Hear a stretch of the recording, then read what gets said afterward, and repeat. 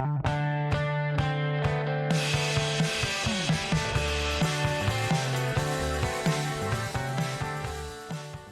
and welcome to the American Compass podcast. My name is Oren.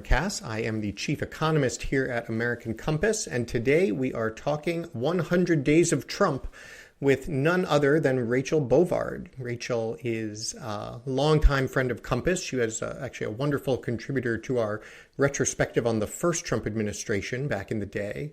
And is currently vice president of the Conservative Partnership Institute, having also recently been executive director of the Senate Steering Committee. So literally no one in Washington I can think of better to talk about what is actually going on with the Trump administration, how to understand and assess it, how to consider its interactions with Congress, with the conservative movement, and so forth, and had a terrific conversation about that. Even better, she had also just written a great piece for us at Commonplace called Break 'em Up, looking specifically at some of what's going on in competition and antitrust policy. Obviously, a place where there's a lot of action in the Trump administration and where we are now seeing a lot of action in the courts. Google in particular facing some major controversy on remedies for its monopolization. And really interesting to look at that as a case study of some of the broader changes going on the right. So stick around for that conversation. Also, of course, go over to Commonplace, where we had a bunch of interesting stuff on, all sorts of topics this week. David Cowan on how the left stole the abundance agenda. Chris Griswold on the supplements to tariffs that we need for reindustrialization. And Carl Zinsmeister, who was a recent guest on this podcast. He was George W. Bush's domestic policy chief and has come around to a lot more populist thinking. So he talks about how his thinking evolved there. Of course, Understanding America, firing on all cylinders. So head over to understandingamerica.co to subscribe if you have not already. But without further ado, here is Rachel Bovard. And here we are with Rachel Bovard. How are you, ma'am? I'm doing well. Thanks so much for having me. Thank you for being here. Are you tired of all the winning yet? That's the question. It is a little bit like a lot to keep up with on multiple sectors, but no, I'm never going to tire of it. I'm going to inject it directly into my veins. That's right. It is the official 100-day podcast, 100-day episode of the podcast, I guess would be the way to say it. Everyone is doing their 100-day retrospectives for the Trump administration, but ours is the only good one. So, of course, we have you here to discuss it. What are the themes you would focus on? I mean, obviously, everyone's, tariffs this, tariffs that. Well, if you were kind of going beyond that to what's really been going on, how would you advise people to focus?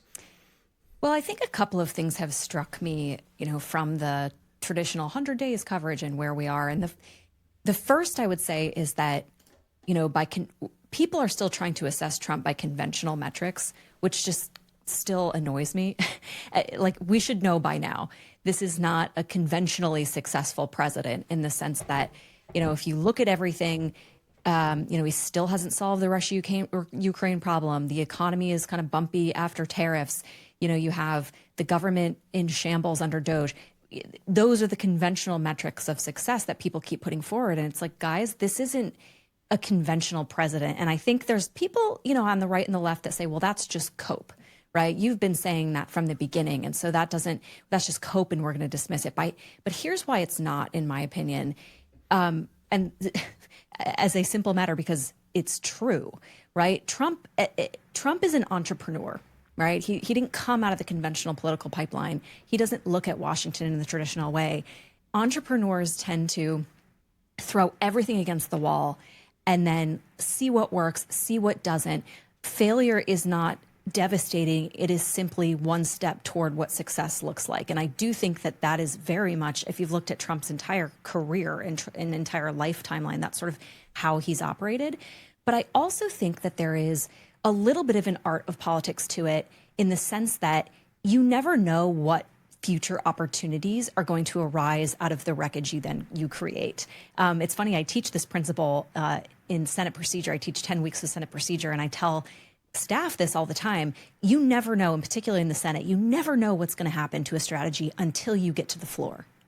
You never know the unpredictability of human beings, the nature of events, things that happen that can lead to outcomes you never anticipated. And so conventional Washington will tell you, well, of course this is going to fail. No one's going to vote for it because this, and this are going to happen. And then you actually fight it all the way to the floor and something magical and mystical and unpredictable happens. And maybe you win, or maybe some new door opens that you never even thought about. So I do think Trump also approaches things that way. But the second thing that I've noticed about this first 100 days is also just how committed Trump is to doing the thing. And that is dramatically different, I think, than what we saw in the first Trump administration. And that I think you have to give credit to the 4 years that he spent in the wilderness and that a lot of people spent in the wilderness. We don't get Trump today if he had won in 2020, right? This is definitely a product of the training of taking time to, sharpen your teeth for 4 years, get all your ducks in a row, and the execution at mass scale, I think is remarkable and impressive. Now, again, conventional Washington says, well, they didn't do it right, and I don't like the process by which this is being done, so therefore it's a failure.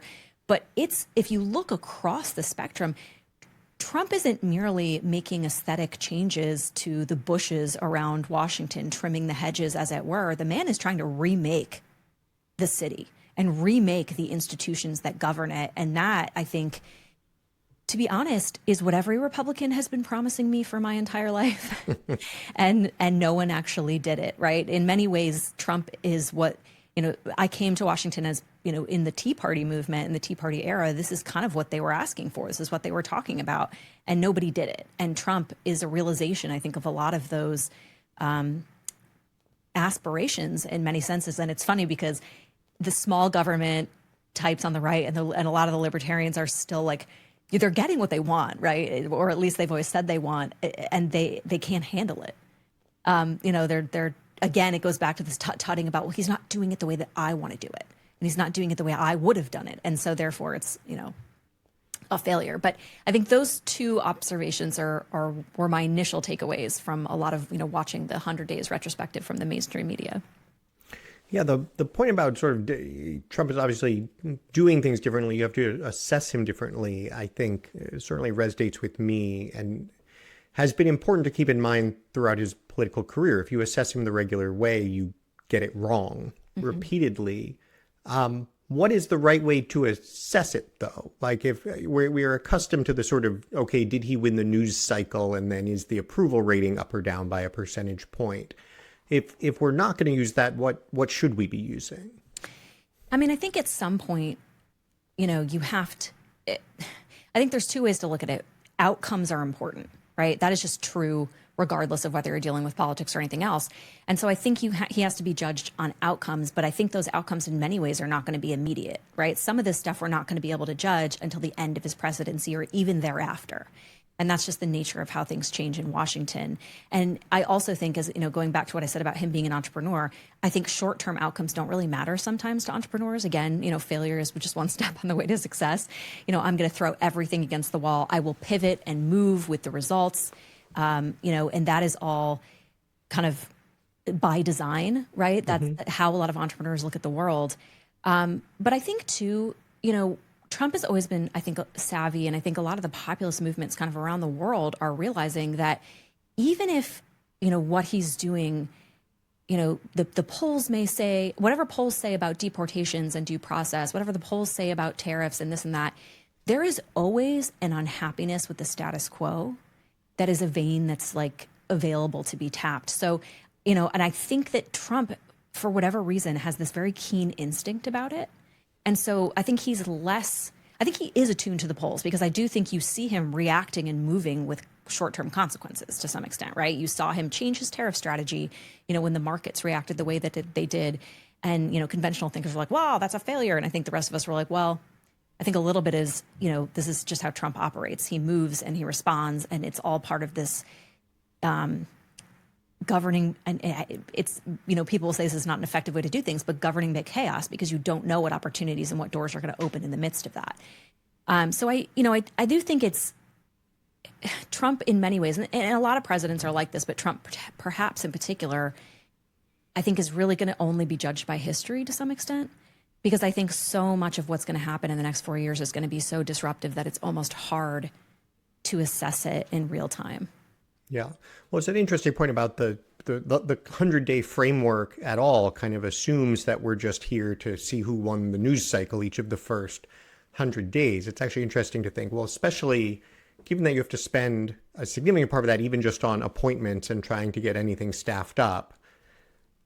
In what sane world would you want to attempt to assess an administration by what actually happened? What could you possibly know about whether or not it has been successful in the first 100 days? And, that's something I've been struck by, especially in the tariff context, where we've spent the last few decades hearing from the, very important people in the media, oh, it's such a failure of our democracy. No one will ever, take the long-term view. No one will ever consider a short-term sacrifice or make an investment that's going to take time to pay off. And, isn't that tragic?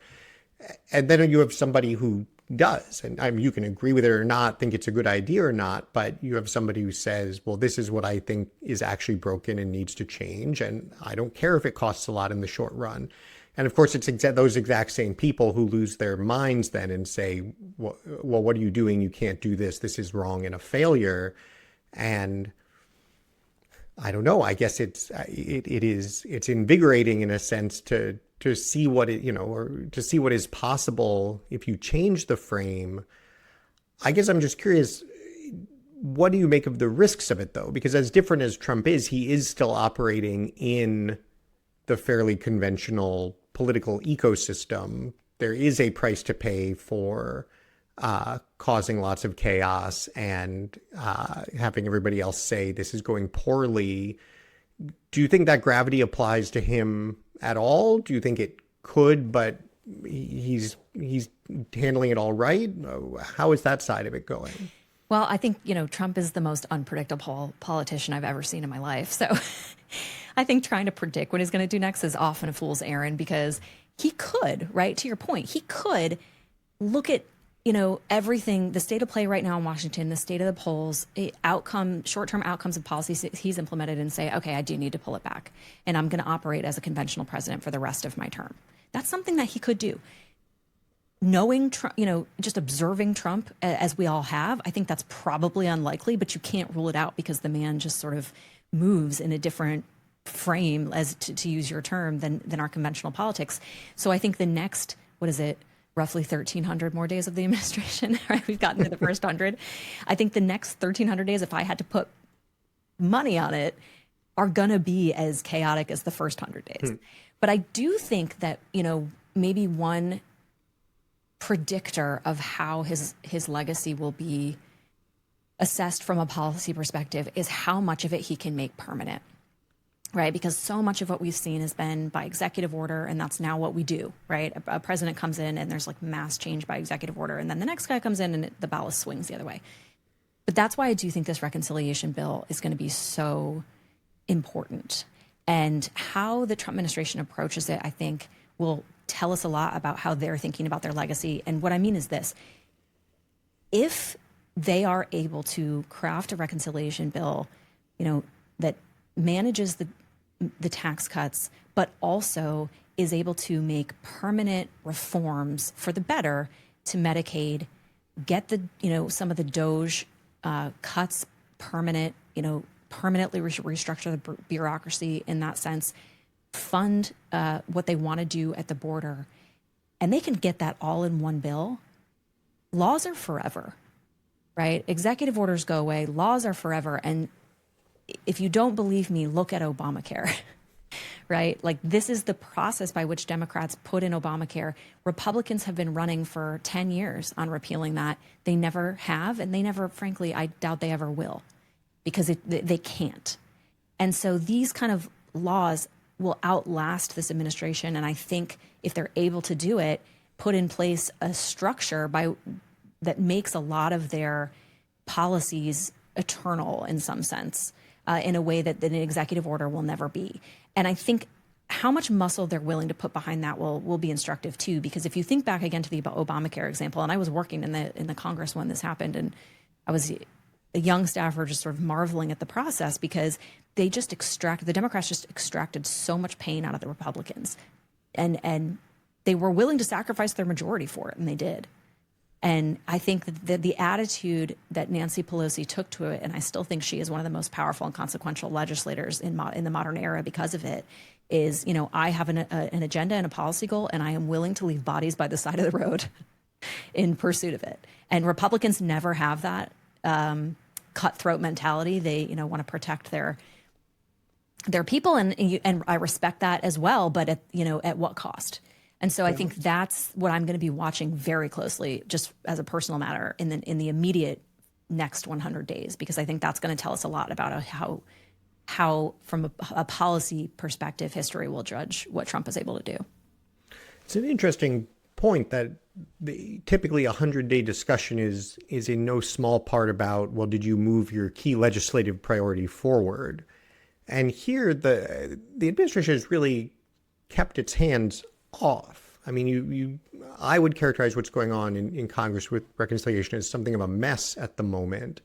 And the administration not only has it not sort of dictated, it hasn't even given much of a clear sense of what it wants, even on the basics of one bill versus two bill. What's the framework supposed to be? Do you think was that a strategic choice and a wise one? Is it just they haven't gotten around to it? It's not clear to me what the administration is thinking about what it wants to see out of Congress here. Yeah, I get kind of caught up in this too, just having, worked in the legislature for a long time. There's a certain process by which you want to see things, right? You want to see clear goals. You want it to be organized. You want to have regular check-ins. You want to do all these things. Trump definitely doesn't do any of that, to your point. And I think it's sort of, again, this like chaotic approach to legislating where he says, we have these small margins that we have to deal with. I'm going to, John Thune, Mike Johnson, get together, see what you can come up with, whoever gets to me first, whoever talks to me the most, that's kind of how we're going to move forward. That's like the vibe I get. But I do think that they're, just in my conversations with the administration, I do feel like they feel the weight of how important this process is. They understand that, laws are forever. So I do think that, getting through the budget process was really important because it just, it's hard, but that's not even the hard part, right? Getting through the budget process just buys you a ticket to the dance. And the dance is this reconciliation bill. So I do think that, I don't know that Trump will ever be sort of, firm and unwavering and perfectly clear about what he wants that process to look like. But I do think that the White House is more engaged on the reconciliation drafting side than they were on the budget side. But, they're not doing it alone, right? They're dealing with Congress. You're dealing with an incredibly small margin in the House. So there's going to have to be a lot of horse trading. And, that is the administration's forte at the end of the day. They're the ones that can promise people things. They're the ones that can deliver on it. So they're going to have to be involved in that, even if it's at the end. Like there is a place for them here. And what do you think about the Doge side of things then? Because I think if I were to pick a place where the chaos has simply not made much progress, I would focus on Doge. And to your point about, there were lots of people on the right who had always wanted, all of this kind of radical change. And now they seem just not happy with it when it's happening. It seems like part of the problem is that it's not clear what has happened. So there's all the, which cuts are actually on the right web page, listed how and so forth. But going beyond that, how would you characterize what Doge has actually accomplished? I think, again, it's been this Doge has been like the tech bro side of the administration, right? The come in, move fast and break things approach. And we're all sort of sorting through what that it's actually look like. In my mind, I think the dismantling of USAID, the gutting of certain areas of the Department of Education, those things I think really do resonate with the base. And I think that is more of a, when we think about Doge, to your point, what are the cuts? What are the actual, a lot of it, and you talk about this a lot, is building a permission structure, right? It's the ability for us to say, again, my entire career, people have been telling me what we need to do is cut through bureaucracy. What we need to do is cut spending. What we need to do is be able to fire all these bureaucrats. But then when it comes down to it, Congress votes for the same appropriations bills every year that fund these agencies. There's zero change in how it's done. And the system just continues to feed itself.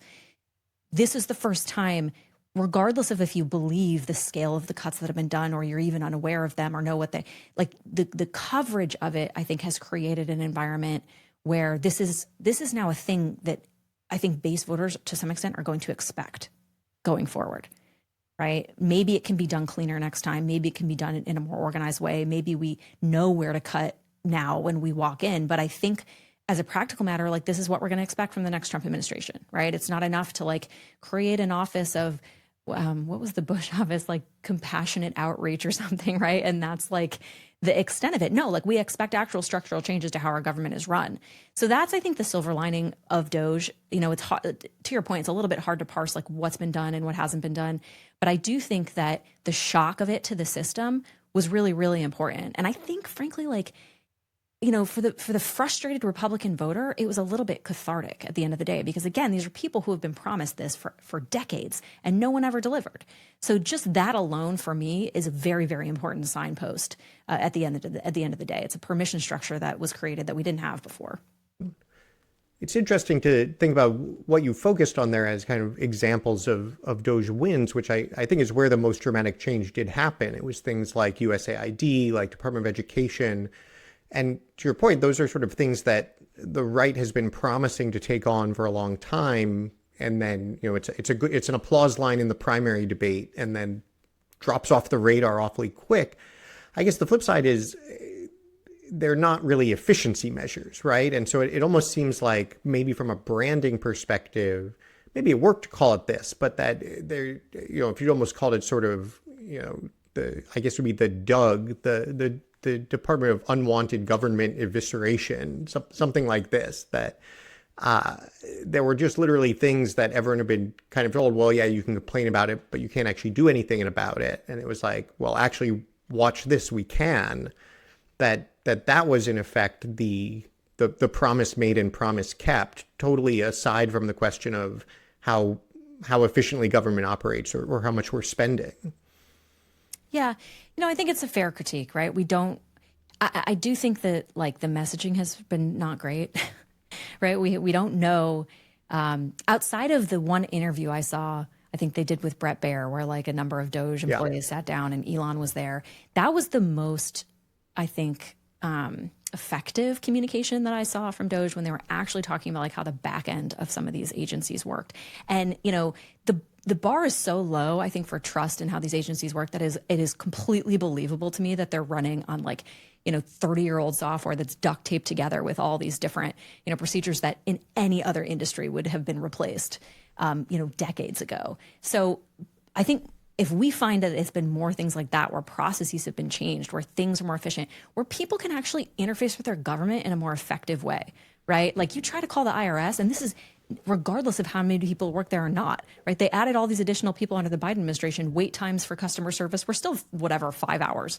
You know, if they have been at all able to make the government more accessible for the consumers of the services, you know, I think that would be a huge win. But it's kind of unknown. To your point, it kind of feels a little bit nebulous, and we're making a lot of assumptions about it.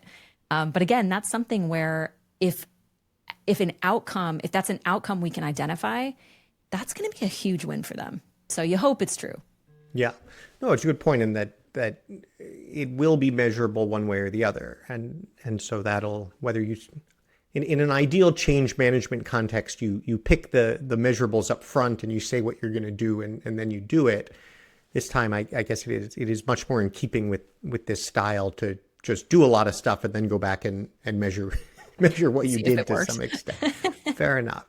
Well, I wanted to dive in on one particular area, which is the competition space, because first of all, it's a place where there's been a particularly dramatic sea change, I would say, in the appointments the administration made, and therefore the direction they're headed. You know, this is one of these areas like, are Republicans actually serious? Is the new right actually serious about any of this antitrust stuff? You know, we're not sure we believe them. Between elevating Andrew Ferguson to FTC chair, appointing Mark Meador to the FTC, appointing Gail Slater to run the antitrust division at DOJ, there has essentially been a clean sweep commitment to an incredibly aggressive approach on competition, on antitrust policy, that in many ways does look like that the sort of the so-called conservative vision of, not doing everything the way that Lina Khan did it, but taking seriously that change in perspective and carrying it forward. You wrote a fantastic piece for Commonplace this week called Break 'em Up, which, there you go. It tells you everything you need to know. But I thought it was phenomenal just how it really pushed the ball forward on what's going on, especially on the big tech side, where I think the kind of point of entry for a lot of folks on the right of center was like, look at what big tech is doing on, censorship or something. And Andrew Ferguson has talked about this, that was sort of the moment when he realized in 2020, oh, wait a minute, a lack of competition, corporate power should absolutely be a concern for conservatives.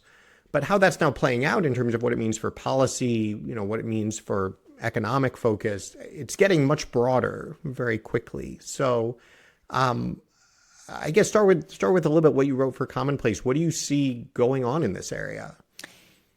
Yeah, it's been a fascinating journey in this space because 5 years ago, I guess almost 6 years ago now, was when I started wading into this debate with Mike Davis when we started the Internet Accountability Project. And it was a completely different world on the right.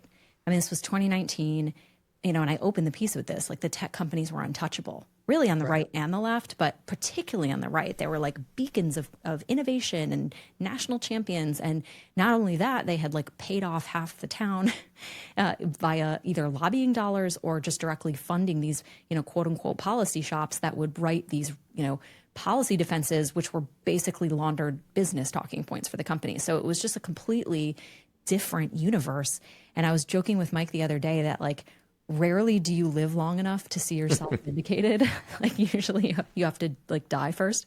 But this area I think has shifted so dramatically. And, the entry point, and you alluded to this, but the entry point for so many on the right was the culture war. It was these companies walking directly into, censorship, not, of cultural views, of your political views. And it wasn't just the tech companies, although I think that's where people felt it really acutely. And it started there, right? It started with your posts getting censored or, you getting kicked off the platform for saying things like, a boy can't be a girl or, expressing an opinion about COVID-19 that wasn't popular. But it moved on. And I think the press, the tipping point for it was how all of the, not just the tech companies, but a lot of associated movers in the economic space treated President Trump after January 6th and a lot of the people that, were quote unquote involved with January 6th. And what I mean is you saw people, the Bank of America in particular, like send over private, user information to the federal government. But in addition to that, debanking people. And you saw that across the financial sector. And it was not just banks themselves. It was Stripe, if you remember, stopped working with the president's campaign team. So it was a credit card processor. And then Parler, who, the platform that people may remember, which was the quote unquote, conservative Twitter, which actually like wasn't easy to use. Like it was a very clunky, like not. Right. Well, this was in the days of, or if you don't like Twitter, build your own Twitter. And right. So they did.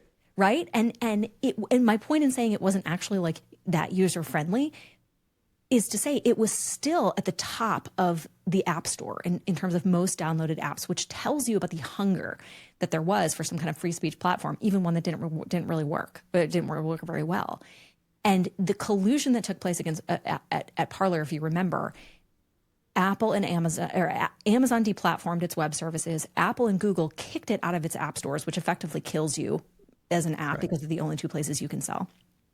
Their email service dropped them, their lawyers dropped them. And I think for me in particular, as a sort of watching this as a commentator, that to me was the moment where, and I think it was for a lot of people, that they woke up and said, this speech concerns are downstream of market power, number one. But number two, the economic liberty is a crucial component of individual liberty. And I think that had always been assumed, right? It's so obvious that we didn't have to say it. It was sort of axiomatic to the American experiment. But this was the first time that component of the individual liberty argument had been threatened in such a dramatic way that companies were able to, because of your political views or your speech or whatever, lock you out of commerce, right? Like lock you out of the guts of capitalism, right? If you can't access a banking service, like if you can't transact online, you really are sort of locked out of modern commerce. And the commerce side of these speech platforms really became evident too, when companies like Google were,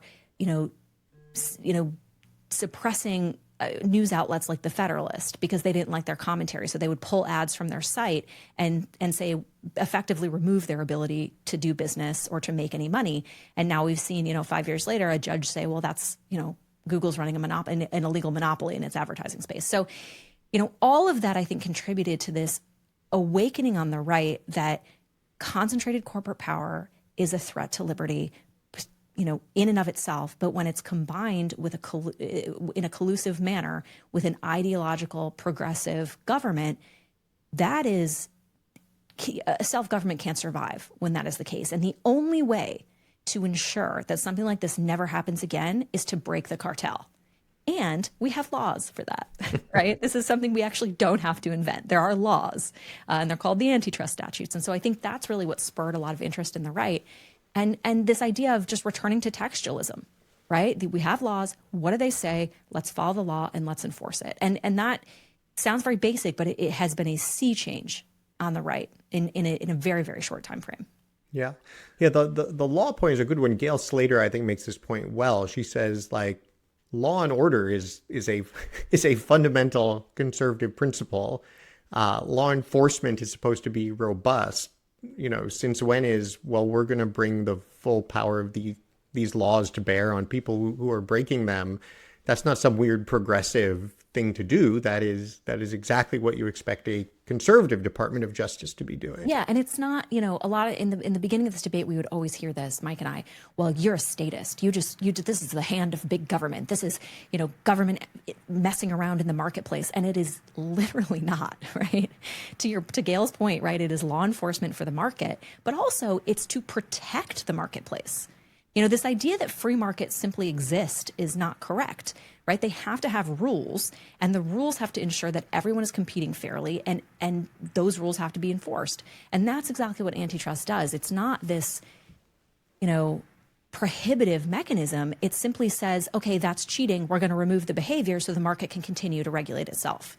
It's actually in furtherance of a free market. And when you talk to people, outside of the people that are getting paid to think otherwise, that makes a lot of sense to them. Yeah. So where does it go? I mean, I think, we have this Google case that's in the remedy stage now. There was a world in which you could envision right of center enforcement here, basically looking for some slaps on the wrist and some rules that say, okay, you can't deplatform and so forth. But it's clear at this point, I think, that the much needed reforms to the structure of some of these industries are probably going to go a lot further. What would you like to see, and what do you anticipate maybe seeing? Yeah, I think that the Google search remedies that are being proposed by DOJ are fascinating in this regard. And, tremendous credit, right? That case started at the very end of the first Trump administration under, Bill Barr and Megan Delrahim, but it was continued by Jonathan Cantor and Doha Meki under Biden, and now we're at the remedies phase, which Gail Slater is overseeing. So the tremendous bipartisan work of the enforcers cannot go without notice or credit, because they're the reason that we're here. So they've done a tremendous job. And I think the remedies reflect that. So many times in these antitrust cases, even the Microsoft case, right, people are afraid to ask for structural remedies. Everything is a little bit, not to say the Microsoft remedies weren't meaningful, but they took Breakoff off the table. In an appeal. And so we're not seeing that here. We're not seeing DOJ come in and quibble.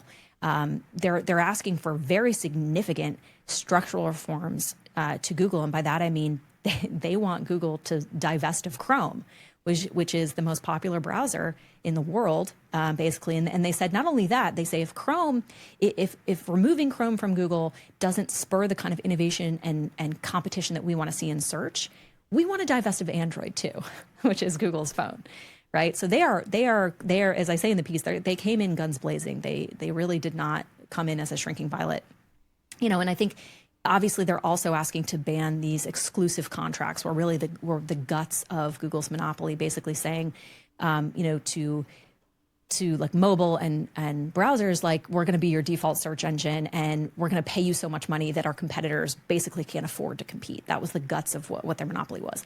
And that's all Google wants to do. You know, when you hear them argue in this remedies phase, they're saying that's enough.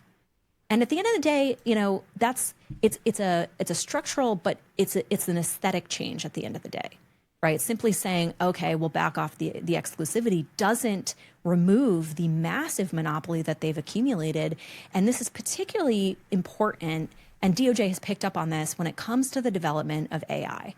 So antitrust remedies can be so important when it comes to developing markets that can be transformational. We saw this, you know, with AT&T, when the breakup of AT&T really spurred a lot of the mobile phone development. You know, Microsoft, even though there wasn't a real structural divestment, they were sufficiently chastened enough and the remedies were sufficient enough that they couldn't block Google from reaching consumers on the web. And you see this now with a very clear-eyed look ahead from DOJ when it comes to AI. They're asking for a remarkable shift here, which is basically a requirement that Google syndicate its search results to other AI developers. And the basics of it are this: you know, when you train an AI model, it can be very time limited. Its training is out of date almost immediately, right? It knows what it knows the day it was trained, and anything that changes after that, it has to be retrained and retrained. And that's why you can see AI hallucinate, you can see it get answers wrong.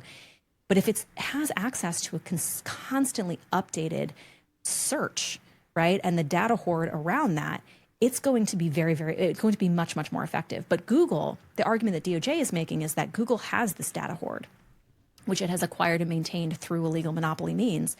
And to ensure robust competitiveness in this space, you have to break Google's dominance over the data hoard so it doesn't create an AI monopoly with its AI, Gemini.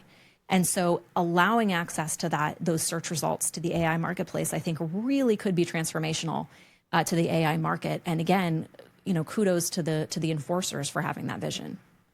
Do you think this is going to spread out from Google to, I mean, there have been various cases in the past ongoing, certainly with Amazon, Meta probably less so at this point. I guess TikTok has its own legal challenges at the moment. Then you are going to have these AI companies that are themselves potentially targets. What do you think comes next, regardless of what happens with Google? I do think that, you know, that we're going to see more robust enforcement for a couple of reasons that have nothing to do with policy. And that is, for so long, I think people were afraid. Right? If people were just afraid to get these cases wrong, or people were afraid to take on the political liability. And, you know, what you see in politics and in life is that courage begets courage to some extent. And courage with competence, I think, is unstoppable. And that's what we've seen in these Google cases, is people, you know, when Lena Khan filed that FTC case against Meta, she was mocked everywhere for doing so, and people calling her stupid and, you know, all manner of personal insults to someone. And now that case is at trial. And what we're seeing in the FTC v. Meta is that the the Meta arguments are ludicrous, right? You know, just on the stand recently, you're seeing FTC examinations of Meta employees who are being confronted with their own words and just saying, well, I didn't say that. Or, you know, it's the equivalent of saying, as some of the coverage has pointed out, well, the sky isn't blue, it's red.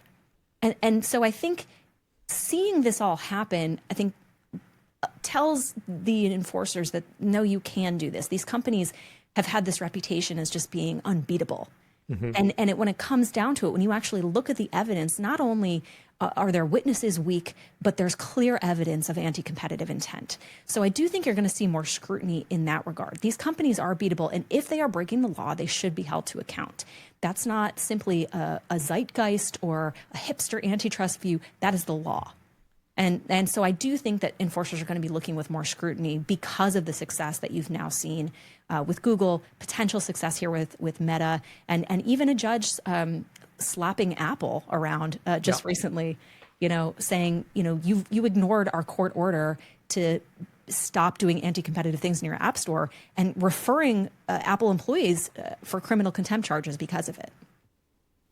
Well, we will have to have you back maybe for the last 100 days. I will probably have you talk before then, but to your point, assessing what all this means will take a lot more time than the 100-day headline allows. Rachel Bovard, thank you so much for joining us. Thanks, Oren. Great to talk to you. And we will be back again soon with another episode of the American Compass podcast.